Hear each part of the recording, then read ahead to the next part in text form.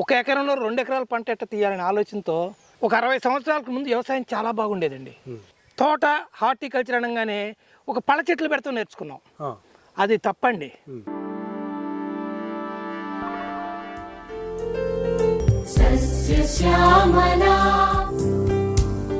హరిబాబు గారు నమస్తే అండి. నమస్తే అండి.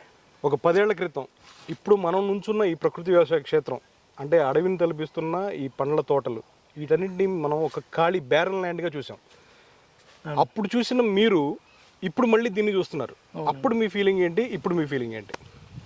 మీరు అన్నట్టు 10 సంవత్సరాల క్రితం ఇది ఒక వెర్జిన్ ల్యాండ్ అండి. ఇది ఒక అడవిలాగా జపాన్ తుమ్మ చెట్లు పెరిగిపోయి బాగా ఒక అడవిలాగా ఒక 20-30 అడుగులు పెరిగిపోయాయండి. మొన్న అమరావతి అట్ట పెరిగిన తుమ్మ చెట్లు అట్ట పెరిగిపోయిందా ఒక వెర్జిన్ ల్యాండ్ ఇది.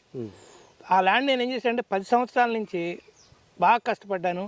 ఒక ఎకరంలో 2 ఎకరాల పంట ఎట్ట తీయాలనే ఆలోచనతో ఇదే ఆలోచన నాకు. ఒక ఎకరం తీస్తే లాభం కాదు, 2 ఎకరాల పంట తీస్తేనే లాభం వచ్చింది. ఖర్చు లేని వ్యవసాయం చేయాలా అనే ఆలోచనతో ఏం చేశానంటే వచ్చింది మొదలుపెట్టాను. High density, ultra high density పెట్టా. 10 ఎకరాల్లోనే 12,000 చెట్లు పెట్టా.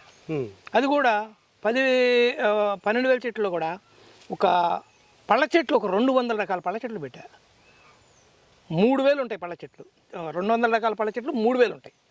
మళ్ళీ ఇవి కాకుండా 2,000 ఎర్రచందనం ఉంటుంది, 2,500 శ్రీగంధం ఉంటుంది.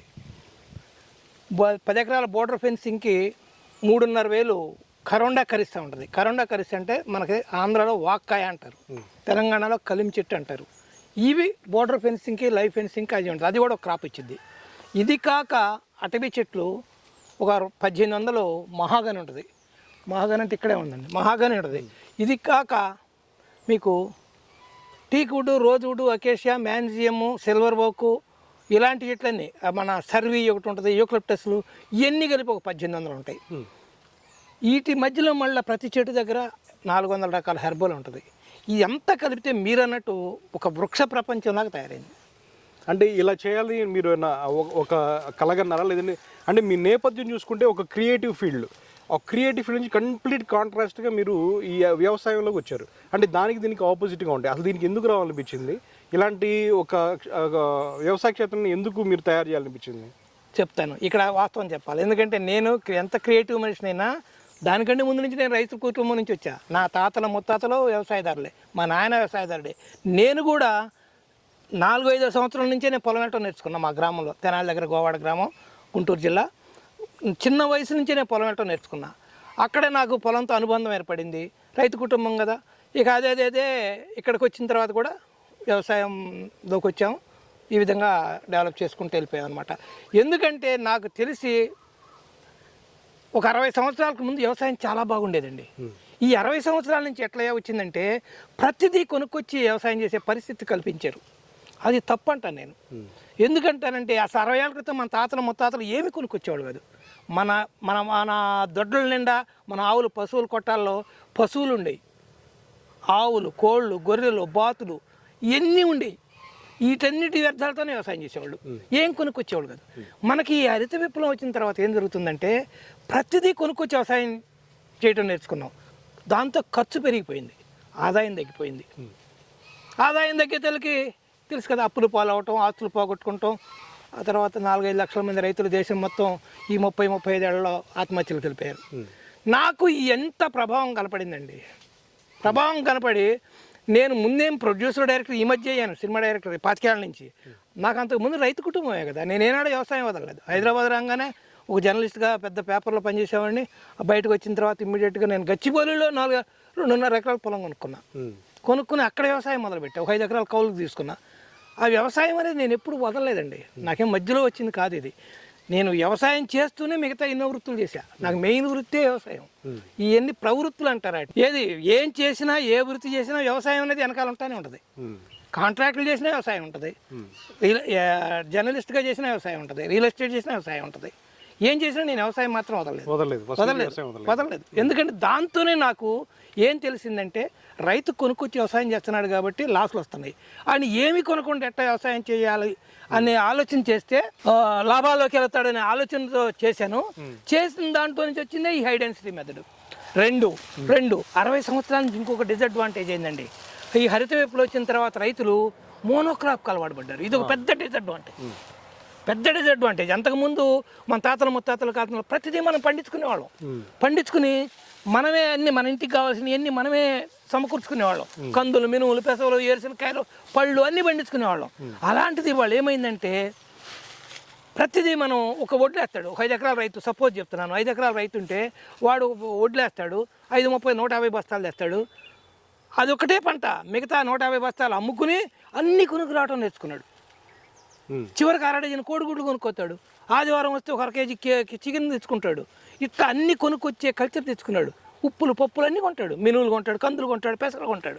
ఒకప్పుడు లేవు, అన్నీ మన దొడ్లో నుంచి వచ్చాయి, మన గట్టుల నుంచి వచ్చాయి, మన మెట దెబ్బల నుంచి వచ్చాయి. మన తాతల ముత్తాతలు వేసేవాళ్ళు బయటకు. అసలు ఆ రోజుల్లో మీరు ఒక విషయం చెప్తాను, షాప్కి వెళ్ళి కొనుక్కు రావాలంటే నామూషి.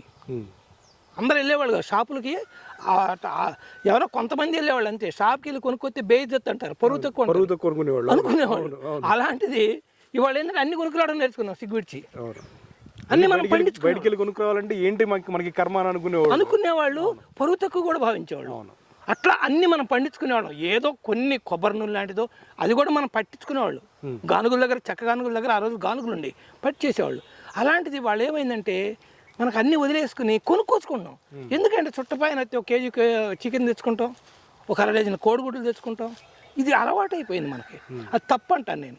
అందుకని ఇంటిగ్రేటెడ్ ఫార్మింగ్, ఒక సమగ్ర వ్యవసాయం చేసామనుకోండి, అద్భుతంగా మన పంట మనం పండించుకుని అన్నీ మనకి కావాల్సిన అన్ని పండించుకుంటే మార్కెట్ మీద డిపెండ్ అవ్వకూడదు. అంటే మీ మాట గడ్డొస్తున్నా సార్, చెప్పండి. మీరు మోనోక్రాప్ నుంచి ఇంటిగ్రేటెడ్ ఫార్మింగ్ రావాలని చెప్తున్నారు కదా. ఈ మోనోక్రాప్లు అంటే ఒక కమర్షియల్ అంటే వ్యవసాయంలో కూడా ఆర్థికంగా ఒక బల్క్ అమౌంట్ తీసుకోవాలని చెప్పి రైతులు అలవాటు పడ్డారు. ఓకే, ఇంటిగ్రేటెడ్ ఫార్మింగ్ లో బల్క్ అమౌంట్ అనేది తీసుకోకుండా కొంతగా వస్తుంది కాదండి. అది ఎట్లా అంటే ఎట్లా తీసుకోవాలంటే, మీరు 10 ఎకరాల రైతు అనుకోండి, మన దేశంలో ఉన్న కమతాలన్నీ దరిదాపు 4 ఎకరాలు, 5 ఎకరాలు, 6 ఎకరాల కమతాలే. నేను 5 ఎకరాలు, 4 ఎకరాల కమతాలకే చెప్తాను నేను. మీరు ఒక 1/2 ఎకరంలోనే మల్టీ క్రాపింగ్ పెట్టండి. 3.5 ఎకరాల్లో మీకు కావాల్సినవి మొత్తం 3-4 క్రాపులు తీసుకోండి, ఎక్కువ వద్దు. మొత్తం 50 రకాలు అట్ట వేయద్దు. మీరు 3.5 ఎకరాల్లో 3-4 క్రాపులు చూజ్ చేసుకోండి. నా దగ్గర ఒక మ్యాప్ ఉంది, ఆ మ్యాప్ చూపిస్తాను. ఆ మ్యాప్ ప్రకారం చేసుకుంటే చక్కగా మీరు ఆ ఫెన్సింగ్ చుట్టూ ఏమేసుకోవాలా, మెయిన్ లైన్లో మెయిన్ పంటలు ఏమేసుకోవాలా, 3-4 క్రాపులు వేసుకుంటే ఆ 4 క్రాపులు అమ్ముకుని డబ్బులు చేసుకోవచ్చు. ఇంటికి కావాల్సిన అవసరం 1/4 ఎకరంలో తీసుకోవచ్చు, ఒక 1/4 ఎకరంలో తీసుకోవచ్చు. మిగతా 3 ఎకరాలు 35 ఎకరంలోనే మొత్తం ఇన్కమ్ తీసుకోవచ్చు. 1/4 ఎకరంలోనే ఇంటికి కావాల్సినవి తీసుకోవచ్చు. మళ్ళీ ఈ చెట్ల మధ్యలో కూడా మీకు కావాల్సిన కూరగాయలు, పల్సెస్ అన్నీ వేసుకోవచ్చు అండి, అన్నీ వేసుకోవచ్చు. కానీ మనకి ఏది పోయింది, ఏమైతే నా మామిడి తోట వేసాయంటే ఒక తోట వేసేస్తాడు అంతే, 4 ఎకరాలు, రెండో మొక్క పెట్టరు. అట్లా అలవాటు కాకూడదు. ఈ చెట్ల మధ్యలో మీరు చక్కగా కూరగాయలు వేసుకోవచ్చు, పల్సెస్ వేసుకోవచ్చు, అన్నీ వేసుకోవచ్చు అండి, కందులు వేసుకోవచ్చు అండి. ఇంకొకటి నాకు తెలిసి ప్రకృతి వ్యవసాయంలో తోట హార్టికల్చర్ అనగానే ఒక పళ్ళ చెట్లు పెడతాం నేర్చుకున్నాం. అది తప్పండి, 100% తప్పు. మీరు పళ్ళ చెట్లు ఎన్ని పెడతారో మీరు చూడండి. ఈ పళ్ళ చెట్లు ఎన్ని పెడతారో, ఇది సపోజ్ బార్బడాస్ చెర్రీ, ఈ చెట్లతో పాటు అటవీ చెట్లు పెట్టాలండి. ఓకే, 50%, 40% ఏమన్నా పళ్ళ చెట్లు పెట్టాలా, 50% అబోవ్ అటవీ చెట్లు వేయాలా. 40% పళ్ళ చెట్లు అంతే, 40-45% పళ్ళ చెట్లు పెట్టుకోండి. నేను 50-50 పెట్టా. 50% ఏమన్నా పళ్ళ చెట్ల వరకు పెట్టాను, 50% అటవీ చెట్లు పెట్టా. ఈ అటవీ చెట్లలో కూడా టీక్వుడ్ కన్నా శాండల్వుడ్ అంటే శ్రీగంధం, ఎర్రచందనం, ఇది మహాగని, ఈ మహాగని, టీకుడ్, రోజ్వుడ్, అకేషియా, మ్యాంజివ్ ఇవన్నీ పెట్టా. వీటన్నిటితో ఏమవుతుందంటే ఎకలాజికల్ బ్యాలెన్స్ అవుతుంది. పళ్ళ చెట్ల నుంచి ఆకెట్ట రాలి పడిపోద్దో ఈ చెట్లు కూడా పళ్ళ చెట్లు వెడల్పు అవుతాయి, బాగా పక్కకు ఇచ్చుకుంటాయి. ఈ రోజ్వుడ్, ఈ మహాగని చెట్టు చూడండి ఎంత పైకి వెళ్ళిపోతుందో. ఇది 3.5 సంవత్సరాల చెట్టు, ఇది ఇట్లా పైకి వెళ్ళిపోతాయి. వీటి దారిని పెరుగుతాయి, ఆడి దారిని పెరుగుతాయి. మీకు ఇన్కమ్ ఉంటుంది. ఈ పళ్ళ చెట్లోంచి ఇన్కమ్ తీసుకోవచ్చు. ఇట్లా కాకుండా ఈ వుడ్ గురించి ఇది లాంగ్ టర్మ్లో వస్తుంది, ఇది ఇమ్మీడియట్ వస్తుంది 3 ఏళ్ళకే. ఇది మాత్రం 15 ఏళ్ళు, ఇది 10 ఏళ్ళ తర్వాత వస్తుంది. 12 ఏళ్ళు 13 ఏళ్ళ తర్వాత మహాగని వచ్చింది. 25 ఏళ్ళ తర్వాత రోజ్వుడ్ వచ్చింది. రోజ్వుడ్ వచ్చింది, ఎర్రచందనం వచ్చింది 25 ఏళ్ళ తర్వాత, మళ్ళీ శ్రీగంధం అయితే 30 ఏళ్ళ తర్వాత వస్తుంది. ఇవన్నీ లాంగ్ టర్మ్లో మన తర్వాత జనరేషన్కి వస్తుంది.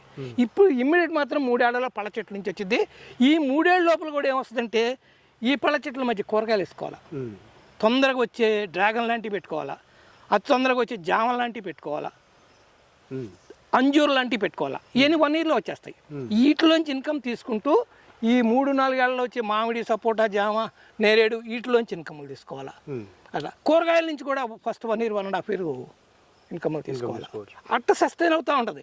నువ్వు బిగినింగ్ 3 నెలల నుంచి ఇన్కమ్ తీసుకోవచ్చండి. ఏదో పళ్ళ చెట్లు వేసామని చెప్పి 3 ఏళ్ళు 4 ఏళ్ళ తర్వాత ఇన్కమ్ కాదు ఇది. మీరు పెట్టినాక పళ్ళ చెట్లు పెడతారు, పెట్టంగా వీటి మధ్యలో కూరగాయలు వేయండి, ఆకుకూరలు వేయండి. పెదట్ల పూల చూడండి, ఆకుకూరలు అంటే కరివేపాకు ఎకరాలు వేస్తారు. వీటి మధ్య వేయండి 1 ఎకరం. నేను వేసా, కింద 5 ఎకరాలు కూరగాయలు పెట్టా, దీంట్లో ఒక 2 ఎకరాలు కరివేపాకు వేసా. ఫస్ట్ 2-3 ఇయర్స్ తర్వాత కూరగాయలు కొంచెం సిటీ లేబర్ ప్రాబ్లం అని కూరగాయలు కొంచెం తగ్గించా. పళ్ళ చెట్ల మీద, అటవీ చెట్ల మీద కాన్సన్ట్రేట్ చేసి వీటి మీదే ఉన్నాను అనమాట. అయినా సరే నాకు ఇప్పుడు 10 ఎకరాల్లో 12,000 చెట్లు అయినాయి. హైడెన్సిటీ, ఆల్ట్రా హైడెన్సిటీ అయింది. హైడెన్సిటీలో కూడా 12,000 చెట్లు ఉన్నాయండి. 12,000 చెట్లు కూడా చెప్పాను కదా, పళ్ళ చెట్లతో పాటు అటవీ చెట్లు ఉంటాయి, అరోమాటిక్ ప్లాంట్స్ ఉంటాయి, మళ్ళీ ఈ విలువ గల వుడ్ చెట్లు ఉంటాయి. ఏది శ్రీగంధము, ఇది శ్రీగంధం అండి, చూడండి ఈ శ్రీగంధం. ఈ శ్రీగంధం చెట్టు కూడా మేము పెట్టింది కాదు, పిట్టలో విత్తనం తినే డ్రాపింగ్స్ ద్వారా వచ్చిన శ్రీగంధం చెట్టు. నేను 2.5 పెట్టా, ఇంకో 1000 చెట్లు అవి పెట్టినాయి, పక్షుల ద్వారా వచ్చినాయి అనమాట.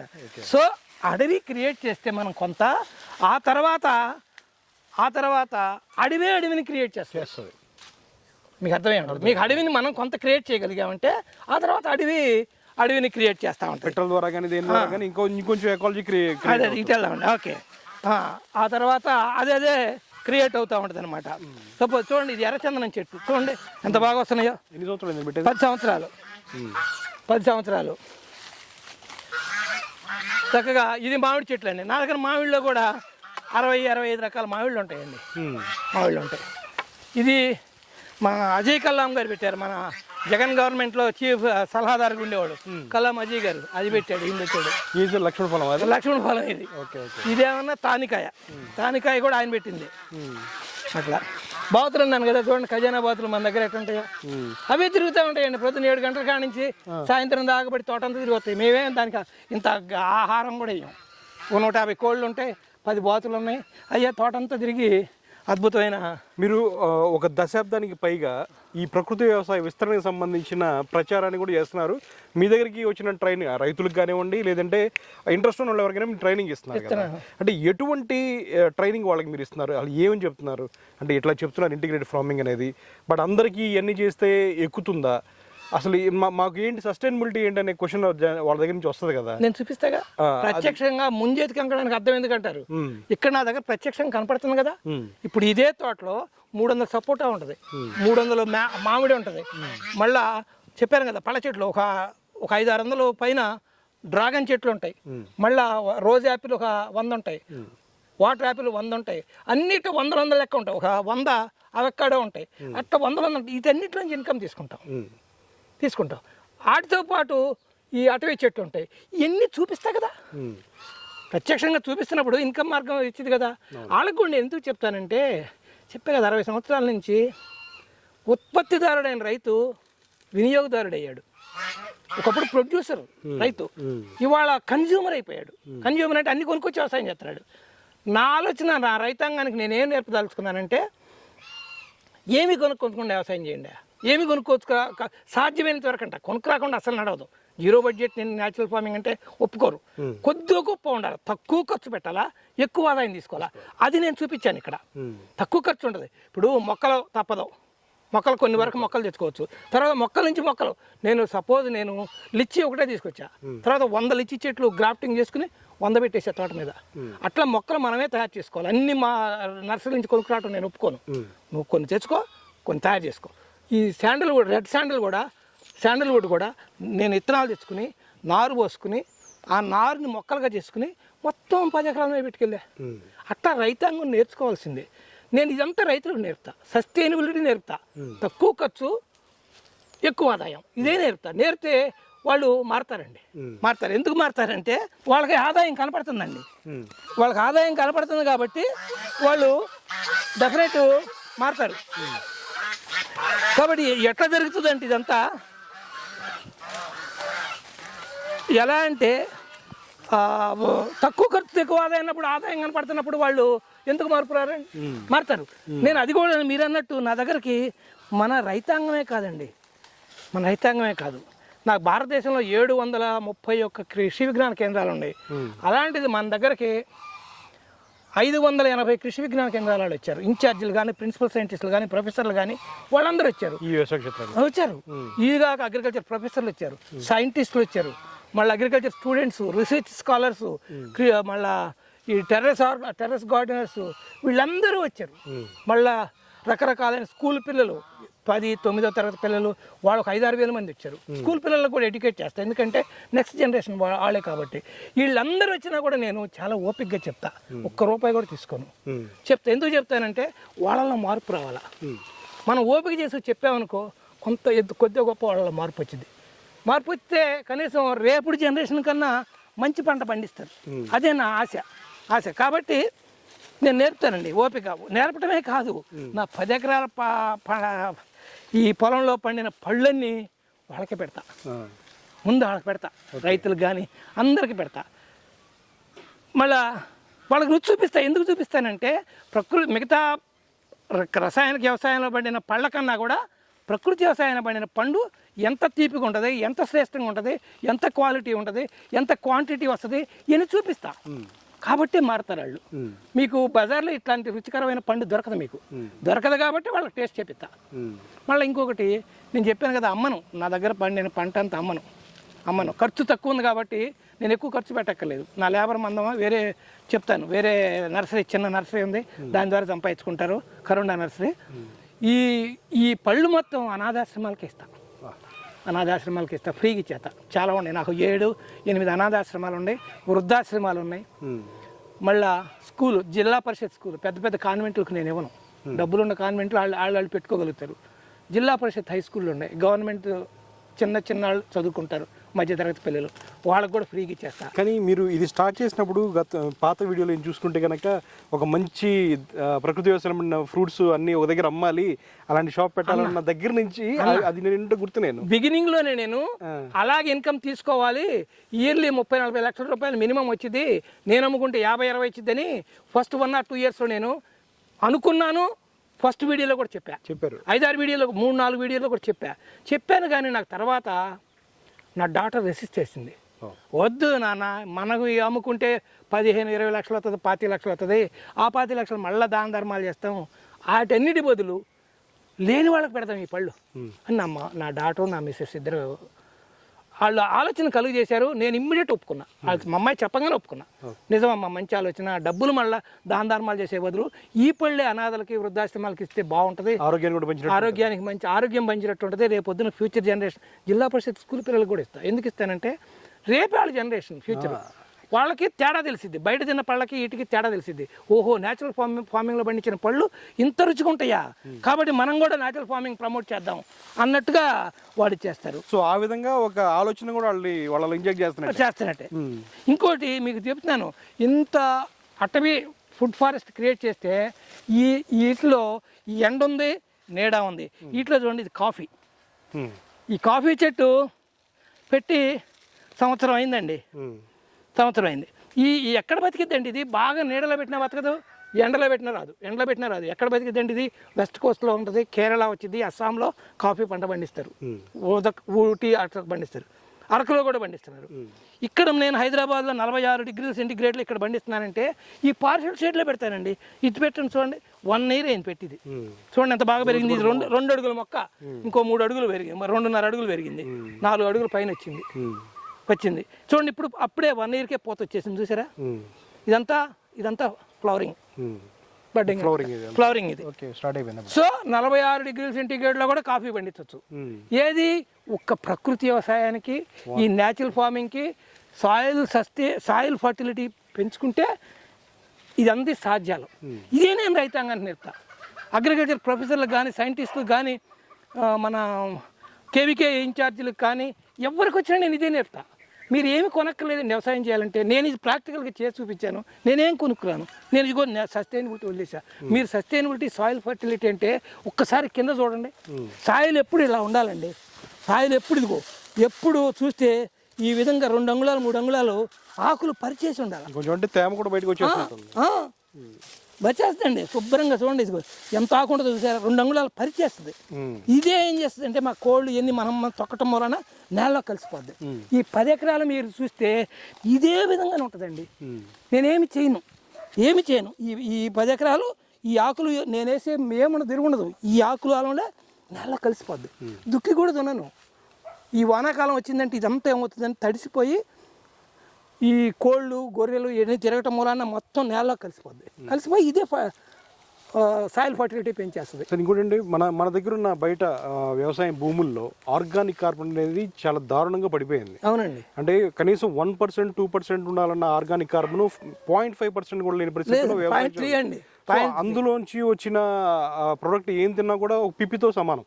పోషకాలు కానీ చాలా తక్కువ ఉంటాయి, నిల్వ కూడా ఉండదు. సో దాంట్లో ఆర్గానిక్ కార్బన్ పెడాలంటే ఇది ఒక మంచి ఐడియానా? అంటే ఇట్లాంటి ఎకాలజీ సిస్టమ్ చేస్తే దీనివల్ల ఆర్గానిక్ కార్బన్ పెరుగుతుందా? పెరిగిద్ది. ఎట్లా పెరిగిద్దండి మీకు అన్నీ నేను డాక్యుమెంట్స్గా చూపిస్తాను. డాక్యుమెంట్గా నా దగ్గర ఉందంతా నేను ఎవరు చేయలేదు కానీ నేనే చేశాను, డాక్యుమెంట్గా కూడా చేశా. ఇప్పుడైతే 60 సంవత్సరాల క్రితం భారతదేశంలో ఉన్న భూములన్నింటిలో 3 నుంచి 5-6% సేంద్రీయ కార్బన్ ఉండేది. 60-70 ఏళ్ల క్రితం మొత్తం సాయిల్ కార్బన్ భూమి అంతా. అప్పుడు కలుషితం కాల, కెమికల్స్ వేయలేదు. ఈ కెమికల్స్ వేసిన దగ్గర నుంచే ఈ భూములన్నీ ఏమని డెడ్ సాయిల్స్గా మారిపోయినాయి. భారతదేశంలో 40 కోట్ల ఎకరాల్లో వ్యవసాయం నడుస్తుంటే 39,50,00,000 ఎకరాల్లో 0.3, 0.2, 0.1 సేంద్రీయ కార్బన్ ఉంటుంది. మోస్ట్ అంతే ఉంటుంది. బట్ ప్రకృతి వ్యవసాయం చేసిన వాళ్ళ భూముల్లోనే 1, 2, 3 పెరుగుతూ వెళ్తుంది. ఒక 40-50 ఏళ్ళ నుంచి ప్రకృతి వ్యవసాయం చేసిన వాళ్ళకి అయితే 4-5 కూడా ఉంటుంది సాయిల్ కార్బన్. నేను మన భూమిలో మొన్న టెస్ట్ చేయించా అగ్రికల్చర్ యూనివర్సిటీలో రాజేంద్ర నగర్ EEI దగ్గర, Indian institute of oil seeds research దగ్గర కూడా టెస్ట్ చేయించాను. మన దగ్గర 2.5 నుంచి 3 దాకా ఉంది సాయిల్ కార్బన్ ఉంది. ఎందుకు పెరిగిందంటే నేనేమీ ఇలా 12-11 ఏళ్ళ నుంచి ఈ సాయిల్ని నేను చెడగొట్ల. ఈ కెమికల్స్ వేసామంటే చెడిపోయినట్టే, పెస్టిసైడ్స్ వేస్తే చెడిపోయినట్టే. ఏమి చేయకపోవటం వలన ఈ భూమి మొత్తం మైక్రోఆర్గానిజమ్స్, ఎర్త్ బాంబ్, పొంగ, బ్యాక్టీరియా ఇవన్నీ నిండిపోయి ఉన్నాయండి. నిండిపోయి సాయిల్ ఫర్టిలిటీ పెరిగిపోయింది. నేనేం కలుషితం చేయలేదు కదా. ఈ ఆకులు అలా గడ్డి గాదమే నేలలో కలిసిపోయి సహజ సిద్ధంగా సాయిల్ ఫర్టిలిటీ పెరిగిపోయింది. సో ఖర్చు లేదు, సాయిల్ ఫర్టిలిటీ పెరిగిపోయింది, సేంద్రీయ కార్బనం పెరిగిపోయింది. నేను ఇంకొక విషయం చెప్తాను. నేను గమనించిన దీంట్లో 2%, 3% సేంద్రీయ కార్బనం దాటిన భూముల్లో మీరేమీ చేయక్కర్లేదండి. పంటలు అయ్యే పండుతాయి. 2, మొక్క బలంగా ఉంటే, చెట్టు బలంగా ఉంటే, నేల బలంగా ఉంటే చెట్టు బలంగా ఉంటుంది. చెట్టు బలంగా ఉంటే మంచి పండిస్తుంది. మంచి పళ్ళు తిన్న మనం కూడా హెల్దీగా తయారవుతారు. నేను ఇదే గమనించేది. పోషకాలన్నీ కూడా సమృద్ధిగా ఉంటాయి.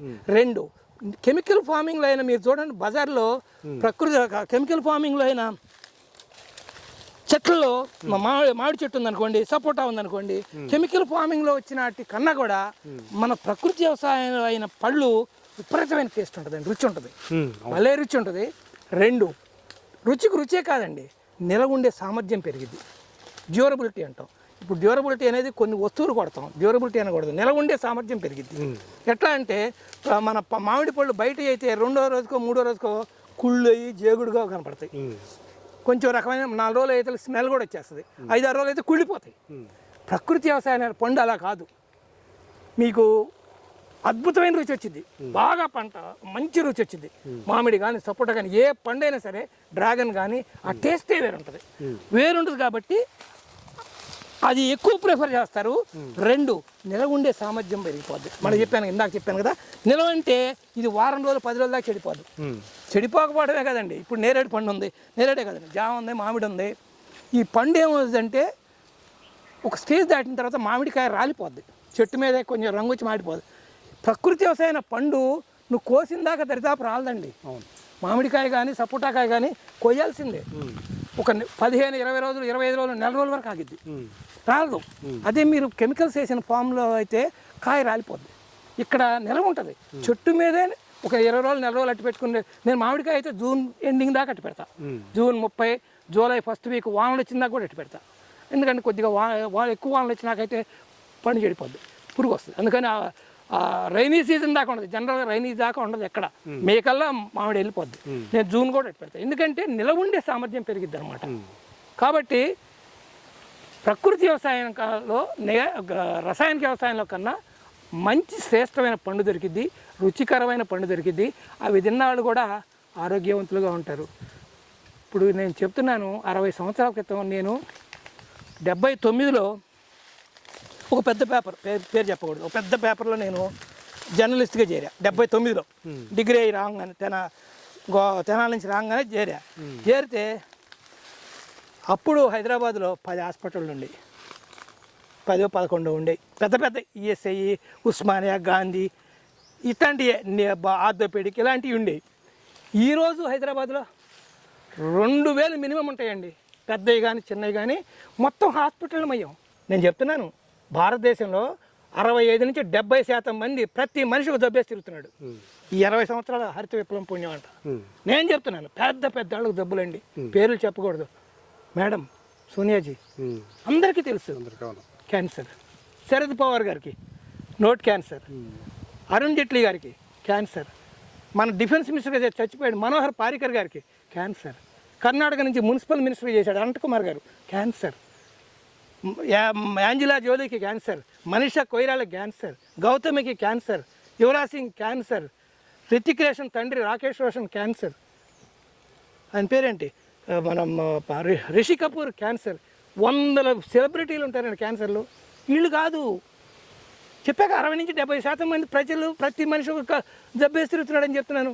ఊర్లోకి ఒకళ్ళ షుగర్ వస్తే ఊరంతా వెళ్ళి పరామర్శించే స్థితి నుంచి ప్రతి ఇంట్లో షుగర్ పేషెంట్లు, క్యాన్సర్ పేషెంట్లు ఉండే స్థితికి వెళ్ళిపోయాం. దానికి చెప్తా, ప్రపంచంలో ఉన్న షుగర్ పేషెంట్లో 1/3 ఇండియాలో ఉన్నారండి.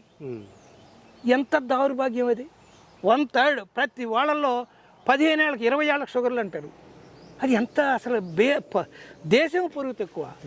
మీకు మాకు మనకు కాదు, దేశం మొత్తానికి మనకే పరుగు తక్కువ. అనారోగ్యకరంగా ఉంటే ఏం హెల్తీగా చేస్తాం. గురజాడ గారు ఏమంటాడు, కంటగా దేశం అంటే మట్టి కాదే మనిషి పాటలు ఎంత మంచి చెబుతాడు. కండ తిండి తింటే కండ ఉంటుంది, కండు ఉంటే మంచి ఆడు నిజమైన మనిషి అని చెప్తాడు. మనకి ఉసురోమని మనుషులు ఉంటే దేశమే గత బాగుపడినాయి అంటాడు. మనం ఈ జబ్బులు వేసి తిరుగుతుంటే దేశం అంటే బాగుపడుతుంది. చెప్పాను కదా, మళ్ళీ చెప్తాను, రోజుకి 4 నుంచి 5 వేల మంది క్యాన్సర్ పేషెంట్లు తయారవుతున్నారండి కొత్తగా. ఈ దేశంలో 4 నుంచి 5 వేల మంది క్యాన్సర్ పేషెంట్లు తయారవుతున్నారు రోజు రోజుకి. అంటే నెలకి 150,000 నుంచి 2 లక్షల మంది క్యాన్సర్ పేషెంట్లు అండి. అంటే నెలకి 2 లక్షల క్యాన్సర్ పేషెంట్, సంవత్సరానికి 24-25 లక్షల మంది క్యాన్సర్ పేషెంట్లు తయారవుతున్నారు. అంతే. ఆహార పదార్థాలు కలుషితమైన ఇది మళ్ళీ ఈ కెమికల్ పుణ్యమైన వ్యవసాయంలో వచ్చి పండిన పంట తింటం వలన వస్తుంది. నీరు నెల ఆహారం వల్ల 25 లక్షల జనాభా లేని దేశాలు ఉన్నాయండి ప్రపంచంలో. ఒక్కొక్క దేశంలో 25 లక్షల జనాభా లేరు, కొంతమంది 20-25 దేశాల్లో. ఈ దేశంలో 25 లక్షల మంది జనానికి క్యాన్సర్ అవుతుందంటే ఏంటండి అసలు. మనం ఇంకా తెలుసుకోకపోతే డేంజర్ బెల్స్ మోగుతున్నాయంట. అందుకనే నా తాపత్రయం ఏంటంటే, మాకు ఏజ్ అయింది, మేము పెద్దవాళ్ళు అవుతున్నాం కాబట్టి ఉండవు దాంట్లోనే ఎక్కువ చెప్పాలనే తాపత్రయం. అందుకనే నేను ఫ్రీగా ఎంతమందికి మొదటి నుంచి ఫ్రీ చేశా. నేను ఎవరి దగ్గర రూపాయి తీసుకోలే, అందరికి ఫ్రీ ట్రైనింగే ఇస్తా. ఎందుకంటే ఒకరిని చూస్తే 10 మంది బాగుపడతారు. బాగుపడితే ఎవరో ఒకళ్ళు చక్కగా ప్రకృతి వ్యవసాయానికి వస్తారు, మంచి ఆహారం పండిస్తారు, సమాజానికి కూడా మంచి ఆహారం ఇస్తారని చెప్పి రైతులు ఎంతమంది వచ్చాడు, 7-10 వేల మంది ఆ రైతులు వచ్చారండి నా దగ్గరికి. వాళ్ళందరూ ఫ్రీయే, కానీ ఒక్కొక్కళ్ళకి ఇవ్వలేను. ఇండివిజువల్గా 40-50 మందిని గ్రూపులు చేస్తా. ఆ గ్రూపులను తీసుకొచ్చేసేసి చేస్తా. లేదా 40-50 మంది గ్రూపులు ఎవరు, ఈ నామ్ వాళ్ళు కానీ, ఐకార్ నామ్ కానీ, మేనేజ్ కానీ, NIPHM వాళ్ళు కానీ, వాలంటరీ వాళ్ళు కానీ, యూనివర్సిటీ వాళ్ళు కానీ, అగ్రికల్చర్ యూనివర్సిటీ రాజేంద్ర నగర్ కానీ, లేదా మన అగ్రికల్చర్ ఎక్స్టెన్షన్ ఉంది, వీళ్ళలో Indian institute of rice research ఉంది, మిల్లెట్స్. వాళ్ళకి ఎవరి దగ్గరికి 40-50 మంది ట్రైనింగ్ వస్తాయి రైతులు. వాళ్ళందరినీ నా దగ్గరికి తీసుకొస్తారు. వాళ్ళు ఎక్కడికి పోరు. వాళ్ళందరినీ నాకు వారం రోజుల ముందు చెప్తారు, సార్ 12వ తారీఖు మీ దగ్గర తోటకు వస్తాం, న్యాచురల్ ఫార్మింగ్లో ట్రైనింగ్ ఉంటుంది, 50 మంది రైతులు ఉన్నారు. నేను ఇచ్చేస్తా. ఎందుకు ఇస్తాను అంటే, ఒక రైతు బాగుపడితే, మంచి వ్యవసాయం చేస్తే, ప్రకృతి వ్యవసాయం చేస్తే, ఖర్చు లేని వ్యవసాయం చేస్తే, వాడు మంచి ఆహారం పండిస్తే సమాజం మొత్తానికి మంచి ఆహారం ఇస్తాడు. అంటే ఇక్కడ నాకు ఒక డౌట్ అంటే మీ ద్వారా నేను క్లారిఫై తీసుకోవాలనుకుంటున్నాను. ఇప్పుడు ఏదైతే బయట సౌకర్యాలు ఏమున్నాయో అన్ని రైతు కూడా అందుకోవాలండి, అందుకోవాలని తాపత్రయపడుతుంది. అర్థమైంది. అందుకునే తాపత్రయంలో తను నమ్ముకున్న వ్యవసాయంలో ఈ ప్రకృతి వ్యవసాయం నమ్ముకుని చేయగలిగితే, మీరు చెప్తున్న ఇంటిగ్రేటెడ్ ఫార్మింగ్ చేయగలిగితే 1 ఎకరం మీద అతను ఎంత సంపాదించుకోవచ్చు? నేను ఒక మాట చెప్తాను, అసలు ఆయన ఖర్చు ఎందుకు పెట్టాలండి రైతు? నేను చెప్తానండి, నువ్వు 2500 అమ్మాల్సిన యూరియా కట్టని నువ్వు 350 రూపాయలకి ఇస్తున్నావు సబ్సిడీ. 2200 రూపాయలు సబ్సిడీ ఇస్తున్నాను మా సెంట్రల్ గవర్నమెంట్ చెప్తుంది. 2200 రూపాయలు ఇస్తున్నావు, స్టేట్ గవర్నమెంట్స్ ఇస్తున్నాయి. నువ్వు అవన్నీ నువ్వు ప్రకృతి వ్యవసాయం రైతులకి ఇస్తే వాడు ఎందుకు కొనుక్కు రావాలండి? దేశంలో గోశాలల్లో 14 నుంచి 15 కోట్ల ఆవులు ఉన్నాయి. గోశాలల్లో ఉంటాయి ఆవులు. ఎందుకు ఉండాలా? అగ్రికల్చర్ ఎక్స్టెన్షన్ అంతా యాక్టివ్ అయ్యి ఆ గోశాలలో ఆవులన్నీ రైతులకి ఇచ్చగా ఫ్రీగా. అసలు ఎందుకు కొనుక్కు రావాలా? కొనుక్కు రాకూడదండి. రైతు ఆవును కొనుక్కు రావడం పరుగు తక్కువ.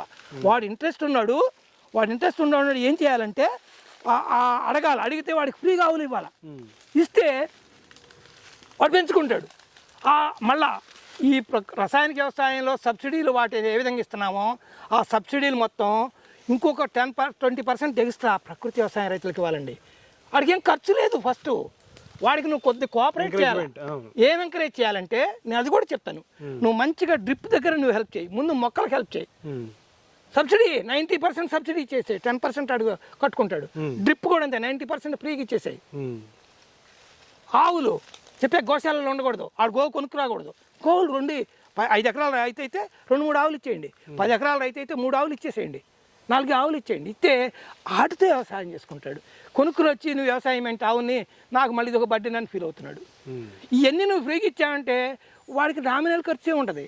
నాకు 10 ఎకరాల మీద ఎంత ఖర్చు అవుతుందో తెలుసా మీకు? 3.5 to 4 lakhs మ్యాక్సిమం అయింది. 10 ఎకరాల మీద ముగ్గురు మనుషులు పనిచేస్తారు నాకు. ఈ ముగ్గురికి 3 లక్షలు ఇవ్వాల్సిందే, ఇస్తా. ఇది కాక 1.5 lakh మినిమం నాకు పై ఖర్చు అవుతుంది. ఈ జేసీబీలకు కానీ కొంచెం మనుషులు కాయలు కోయటానికి, లేకపోతే కాయలు కూడా ఎక్కువ అనాథాశ్రమం పిల్లలే వచ్చి కోసుకుంటారు. నేనేమన్నా కొంతమంది లేబర్ని తీసుకొచ్చి కొంచెం ఈ ఘనజీవామృతాలు స్ప్రెడ్ చేయించాలి. అట్లాంటి చోట 1-1.5 ఎక్స్ట్రా అవుతుంది. ఈ 4 అంటే 40,000 రూపాయలు ఎకరానికి అవుతుంది. 40,000 రూపాయలు ఎకరానికి ఏంటండి? 40,000 రూపాయలు ఇతరానికి ఖర్చు పెడుతున్నాడు ఎకరానికి బయట రైతు. నువ్వు 40,000 అవుతుంది, 40-50,000 అవుతుంది. దీంట్లో ఖర్చు తక్కువ. రైతు ఆ 40-50,000 కూడా ఖర్చు పెట్టకుండా గవర్నమెంటే కనుక ప్రొవైడ్ చేస్తే, అగ్రికల్చర్ డిపార్ట్మెంట్ ఎందుకు చేయకూడదంటే 2.5 లక్షల కోట్ల రూపాయల బడ్జెట్ సెంట్రల్ గవర్నమెంట్ వ్యవసాయానికి ఇస్తుంది. కానీ అవన్నీ దేనికి వెళ్తున్నాయి? పెస్టిసైడ్లకు వెళ్తున్నాయి, ఫెర్టిలైజర్లకు వెళ్తున్నాయి, సబ్సిడీలకు వెళ్తున్నాయి. అట్లా కాకుండా నువ్వు ప్రకృతి వ్యవసాయం చేసే రైతుకి ఎక్స్ట్రా కనుక మీరు ఇస్తే అద్భుతమైన ఫలితాలు కనపడతాయండి. నువ్వు ఎక్కువ ఖర్చు పెట్టక్కర్లేదు రైతుకి. మీరు ఇవ్వాల్సిందల్లా చెట్లు ఇవ్వండి, డ్రిప్పుల్లో ఇవ్వండి, ఇట్లాంటివన్నీ ఇవ్వండి. ఇస్తే వాడే చేసుకుంటూ వెళ్తాడు. 3వది ఇంకో పాయింట్ ఉంది, పనికాహార పథకం అని ఉంది. దాని మూలం రైతుకు లేబర్ దొరకట్లా. అది పెద్ద ప్రాబ్లం. దాన్ని ఏం చేయాలి మీరు? సెంట్రల్ గవర్నమెంట్ కానీ పనికాహార పథకం పెట్టండి. పని లేని వాళ్ళకి కల్పించండి. పని ఉన్న చోట కల్పిస్తే రైతుకు లేబర్ పని వాళ్ళు దొరకకుండా పోయారు. అట్లాంటి దగ్గర మీరేం చేయాలంటే ఆ పనికాహార పథకం ఇచ్చే పని వాళ్ళని తీసుకొచ్చి లేబర్కి ఇంట్రెస్ట్ చేయండి. చెప్పండి. ఇప్పుడు మా ఊర్లో అమీర్పేట ఉంది. అమీర్పేట గ్రామంలో పనికాహార పథకం కింద కొంతమందికి ఇది ఇస్తున్నారు. నాలాంటి రైతులు ఉంటారు, నాకేమని కాదు, నాలాంటి రైతులు ఉంటారు. ఆ రైతులు ప్రకృతి వ్యవసాయం చేసే రైతులకి ఇవ్వండి. చెప్పండి. మీరు 250 ఇస్తే దాంట్లో 70-80 రూపాయలు, 100 రూపాయలు మేము ఇవ్వమన్నా మేము ఇస్తాం. 150 గవర్నమెంట్ ఇచ్చేయమనండి. ఇస్తే ఆ విధంగా చేస్తే బాగా లేబర్ దొరుకుతారు. లేబర్ దొరకని పరిస్థితి ఉండదు. ఇప్పుడు మీరు పనికాహార పథకాన్ని పెడితే మాకు ఎవరు లేబర్ దొరకట్లా, చాలా బాధపడాలి. అందుకని నేను కూరగాయలు వేయను. నేను చాలా మధ్యలో ఈ పళ్ళ చెట్ల మధ్య కూరగాయలు కూడా వేసుకోవచ్చు. ఎక్కడ ఎండ పడుతుందా, ఎక్కడ గాలి ఉంటే కూరగాయలు కూడా వేసుకోవచ్చు. కానీ ఏం చేయట్లేదు నేను, ఎందుకంటే లేబర్ ప్రాబ్లం. అదనమాట. సో మీరు ప్రకృతి వ్యవసాయం కనుక చేస్తే తక్కువ ఖర్చుతో అద్భుతమైన ఫలితాలు ఉంటాయి. ప్రభుత్వాలే చేయాలండి. నేను ఉన్నమాట చెప్తున్నా. ఇది ఎవరో నాలాంటి వాళ్ళు, కొద్దిగా చురుకైన వాళ్ళు, కొంచెం చెప్పా కదా, కళ్యాణ్ శ్రీనివాసరెడ్డి లాంటి వాళ్ళు, మా విజయరామ్ లాంటి వాళ్ళు, లేకపోతే మా రమణారెడ్డి లాంటి వాళ్ళు, లావణ్య లాంటి వాళ్ళు కొంతమంది ఉన్నారు. సెలెక్ట్ నాకు ఇంకా చాలా 100 పేర్లు ఉన్నాయి, మర్చిపోయాను. మా సుందరరామన్ లాంటి వాళ్ళు, ఎవరు కొంతమంది, వర్తూరు నారాయణ రెడ్డి గారు లాంటి వాళ్ళు కొంతమంది ఓన్గా చేశారు. అందరి చేత చేయించాలంటే ప్రభుత్వమే పూనుకోవాలా. ఇప్పుడు నేను చెప్తున్నా, 9-10 ఏళ్ళ నుంచి చెప్తున్నా కొంత వేల మందిని మార్చగలిగా. ఒక మనిషి వ్యవస్థను మార్చలేడు.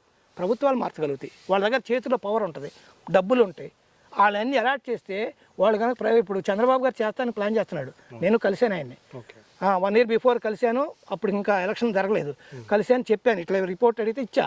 సార్ మీరు ప్రభుత్వం కనుక కోఆపరేట్ చేస్తే మీ దగ్గర ఉన్న 10 లక్షల ప్రకృతి వ్యవసాయ రైతులకి ఒక ఆంధ్రప్రదేశ్లోనే 5 సంవత్సరాల్లో మీరు 1 కోటి మందిని పైన చేయగలుగుతారండి అన్న. చేయగలుగుతారు కూడా. ప్రభుత్వం కనుక మద్దతు ఇస్తే రైతాంగం మారిద్ది. కొంత పరిసరాలు కూడా అనుకూలించాలి. ఎందుకంటే మనదంతా ఆంధ్రాలో ఎక్కువ డెల్టా ఉంటుంది. ప్రక్క రైతులను కోఆపరేట్ చేస్తే ఇక్కడ కోఆపరేట్. అదే హార్టికల్చర్ వేసే రైతులు ఎక్కడైనా సరే, ఎక్కడైనా మీరు ప్రకృతి వ్యవసాయానికి ఓవర్ నైట్ మారిపోవచ్చు. ఓవర్ నైట్, ఎందుకంటే హార్టికల్చర్లో ఎక్కువ నీళ్ళు అక్కర్లేదు కాబట్టి ఇట్లాంటి చోట చేయొచ్చు. ప్రకృతి వ్యవసాయానికి రావచ్చు, మారచ్చు. కాబట్టి అలాంటి రైతులందరినీ మీరు కనుక ప్రభుత్వాలు ఎంకరేజ్ చేస్తే అద్భుతమైన రైతాంగం మంచి పంటలు పండిద్దండి. మీరు ఒక అపోహ ఉంది, ప్రకృతి వ్యవసాయం చేస్తే క్రాప్ తగ్గిద్ది. తప్పండి, తప్పు, అసలు శుద్ధ తప్పు. నేను చెప్తున్నా, నా సపోటా చెట్టు మీద చూపిస్తాను, నేను మీకు చూపిస్తా. 2 నుంచి 2.5 వేల నుంచి 3 వేల కాయ ఉంటుందండి ఒక చెట్టుకి. ఒక్కో సంవత్సరం క్రాప్ తగ్గిద్ది, అయినా సరే 2,000 తగ్గలేదండి. ఈ సంవత్సరం క్రాప్ తగ్గింది, ఎందుకనో నిరుడు వానలు ఎక్కువ లేకపోవడం వలన మామిడి కూడా కొద్దిగానే క్రాప్ ఉంది. అయినా సరే నిండుగా ఉంది చెట్టు నిండా. ఎందుకు ఉంటుందంటే ప్రకృతి వ్యవసాయంలో కూడా సాయిల్ ఫర్టిలిటీ కనుక పెంచుకుంటే 2.5-3% సాయిల్ కార్బన్ తీసుకెళ్తే అద్భుతమైన ఫలితాలు దొరుకుతాయండి మీకు. కాయదు అనే మాట అబద్ధం అండి. ఎవరు చెప్పారు కాయదని? వాళ్ళు ఎవరంటే ప్రకృతి వ్యవసాయాన్ని నిరుత్సాహపరుద్దాం అనుకునే కొంతమంది ఎవరంటే కెమికల్ షాపులు ఉండేవాళ్ళు, ఫర్టిలైజర్ షాపులు ఉండేవాళ్ళు, వాళ్ళు చేస్తారా అబ్బాయి, లేదా ఇది ఇంట్రెస్ట్ లేని వాళ్ళు చేస్తారా పబ్లిసిటీ. వాటి మాటలు మీరు వినొద్దండి. ప్రకృతి వ్యవసాయం చేసే వాళ్ళ తోటలకు వెళ్ళండి, నాలంటి వాళ్ళ దగ్గర రండి, ప్రత్యక్షంగా చూపిస్తాను. నేనే చెప్పను, పోయి తిరిగిరా 1 అరగంట అంట, నగరికి వస్తే 1 అరగంట తిరిగిరా అంట. వాడు చూసేస్తే వాడే చేసుకుంటాడు. ఏ చెట్టుకి చూడండి ఒక తెగులు ఉండదండి, ఇది ఒక తెగులు ఉండదు. చూడండి ఇది చూడండి, ఒక తెగులు ఉన్న చెట్టు. ఇది లాంగాన్ చెట్టు. అసలు లాంగాన్ తెలంగాణలో బతికిద్దా, ఆంధ్రలో బతికిద్దా? లాంగాన్ ఎక్కడదంటే నార్త్ ఇండియా. ఇది హిమాచల్ ప్రదేశ్, యూపీ, బీహారు, జార్ఖండ్ అక్కడ బతికే, ఉత్తరాంచల్ బతికే లాంగాన్ చెట్టు ఇది. లిచ్చీలు కానీ లాంగాన్లు కానీ ఇవన్నీ ఎందుకు బతుకుతాయి అన్నారు? సాయిల్ ఫర్టిలిటీ పెరిగితే పోతుంది. ఇది చెప్పేవాళ్ళు లేడు. ఆ కెమికల్ ఫార్మింగ్లో అన్ని రకాల పంటలు రావండి. మీరు ప్రకృతి వ్యవసాయం చేస్తే ఈ కనుక రకరకాలైన చెట్లు కూడా బతుకుతాయండి. నేను చెప్పాక 1 ఎకరం నా దగ్గర కాఫీ ఉంది. 1 ఎకరం కాఫీ హైదరాబాద్లో 40 డిగ్రీ సెంటిగ్రేడ్లో కాఫీ పండిస్తాయంటే నమ్ముతాడు ఎవడన్నా? కాఫీయే కదండి. ఈ కాఫీ మధ్యలో మెక్కడమియాలు ఉంటాయి. మెక్కడమియా తెలుసు మీకు? 1 కేజీ 6,000 రూపాయల పప్పు. అది అన్నిటికన్నా కాస్ట్లీస్ పప్పు ఉంది. ఆ మెక్కడమియా ఉన్నాయి. మళ్ళా అన్ని రకాల దాంట్లో పెప్పర్ ఉంటుంది, మెక్కడమియాలు ఉంటాయి, రకరకాల పళ్ళ చెట్లు ఉంటాయి, ఎన్ని రకాల దాంట్లో హింగ్ ఆ మొక్కలు కూడా. ఎన్ని బతకాలంటే సారవంతమైన నేలలు ఉండాలి. మీరు చెప్పారు ఇందాక 0.3%, 0.2% సాయిల్ కార్బన్. ఆ భూముల్లో ఇవన్నీ పెరగవండి. ప్రకృతి వ్యవసాయం చేయాలా, సాయిల్ ఫర్టిలిటీ పెరగాల. 2 నుంచి 2.5, 3, 4 వరకు సేంద్రీయ గర్భనం పెరిగితే ఈ లిచ్చీలు, లాంగాన్లు, అవకాడోలు, కాఫీలు, మెకడమియాలు ఎన్ని పెట్టచ్చండి, ఎన్ని పెట్టచ్చు. ఎందుకంటే 10 ఎకరాల్లో 12,000 చెట్లు ఎందుకు బతుకుతున్నాయి అనుకుంటున్నారు? Because of this cause, natural farming. Soil fertility పెరిగింది. నేను ఎరువులు వాడను, పెస్టిసైడ్లు వాడను. కాబట్టే భూమి బాగా సారవంతంగా తయారైంది, మంచి పంటలు పండుతున్నాయి. అందుకనే 10 మంది వాళ్ళ ఒక ఆదర్శ క్షేత్రంగా తీసుకుని వస్తున్నారు.